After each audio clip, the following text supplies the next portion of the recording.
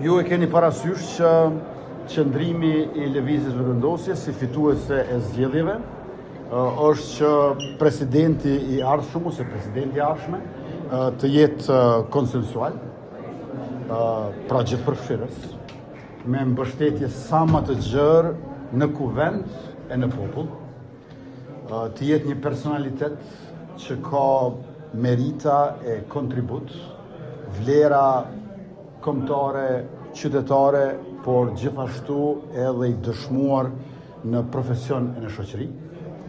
Dhe përveç kësaj, dëshirojmë që për këtë të merremi vesh paraprakisht në mënyrë që të evitojmë zgjedhje të reja. Zgjedhja e kryetarit të kuvendit, zgjedhja e kryesisë kuvendit, formimi i qeverisë nuk janë sfida. Sfida është zgjedhja e presidentit.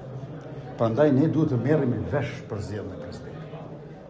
Jemi të hapur për të bërë diskutime shterruese që të vijmë deri tek emri apo emrat të cilët do t'ua japim në nënshkrimet të kandidojnë dhe të zgjidhen më pastaj.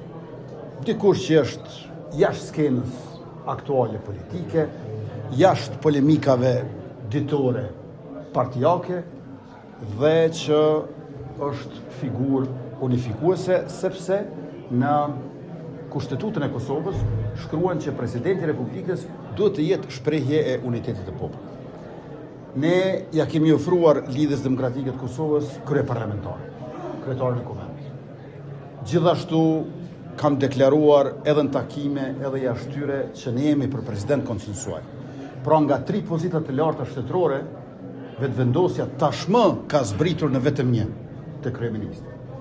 Presidenti konsensual, kryeparlamentarin LDK. Pozita e kryetarit kuvendit është refuzuar nga Lidhja Demokratike e Kosovës. Është konsideruar ceremoniale.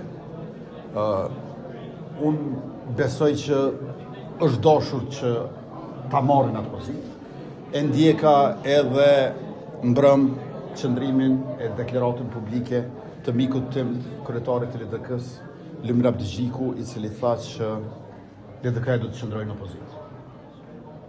Unë besoj që LDK-ja është dashur të vinë bashkëqeverisje. Ta kemi një marrëveshje politike, nuk është të thënë të jetë identike me rezultatin e zgjedhjeve, 53-18, po deformimi i rezultatit nuk mund të jetë. Pra, me 18 deputet, ta marrësh kryetarin e kuvendit, nuk është pak. Kur e pam që nuk janë të interesuar për kryetarin e kuvendit, oferta jonë, qysh në pranverë, është ripërsëritur tani. Me fjalë tjera, nëse vetëvendosja do ta kishte kandidatin për president, e ju e dini që ishte Glau Kënjufca, atëherë Lidhja Demokratike e Kosovës ta marrë zëvendës kryeministrin dhe 4 ministri. Ndërkaq, nëse kandidati për president është konsensual, ta marrë zëvendës kryeministrin dhe 3 ministri.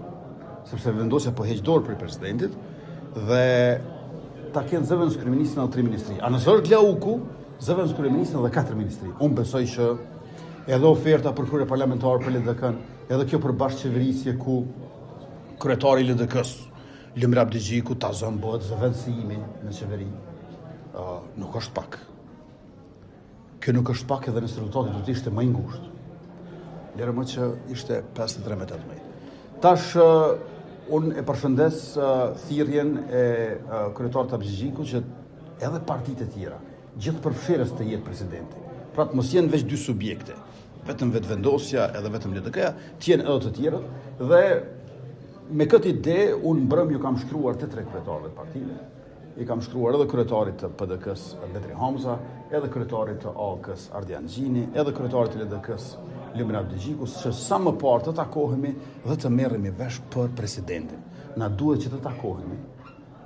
Një mend të flasim për karakteristikat e figurës presidenciale, por për bezë duhet të fillojmë flasim edhe me emra, sepse po humbim shumë kohë. A më shumë të humbim kohë nëse shkojmë zgjedhje. Pra, letë mos humbim kohë duke shkuar në zgjedhje, por edhe letë mos humbim kohë pa përmendur emra konkret, sepse të gjitha përfaqësimet e tjera politike janë ekipe, janë më të gjëra dhe i karakterizon funksioni e detyra e kështu me radhë. Por të çështja e presidentit e ke një individ unik. Mund të ketë disa ministra, mund të ketë shumë deputet, po president është një. Andaj na duhet të kalojmë tek emrat e përveçëm. Na duhet të kalojmë tek emrat konkret dhe të flasim, unë mendoj që ka me dhjetra të tillë në shoqërinë tonë, në universitetet tona, në akademinë tonë, në jetën politike, ata që kanë kontribuar në rezistencë paqësore, ata që kanë kontribuar në luftë çlirimtare, ata që kanë kontribuar në shtetëndërtim demokratik. Kemi me dhjetra figura që mund të jenë president.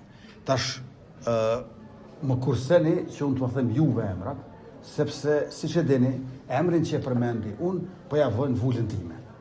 Ndërkohë që ato personalitete janë të shquara në shoqërinë tonë, në popullin tonë, dhe unë kërkoj që sa më parë të ulemi me Betri Hamzën, Limir Abxhigjikun edhe Ardian Gjinin, e kemi edhe ushtruesin e detyrës presidentes Albulina Haxhiu, që është shumë e angazhuar dhe interesuar që kjo të marrë fund. Albulina nuk është një person i cili është duke u kënaqur në pozitën e ushtrueses detyrës presidentes.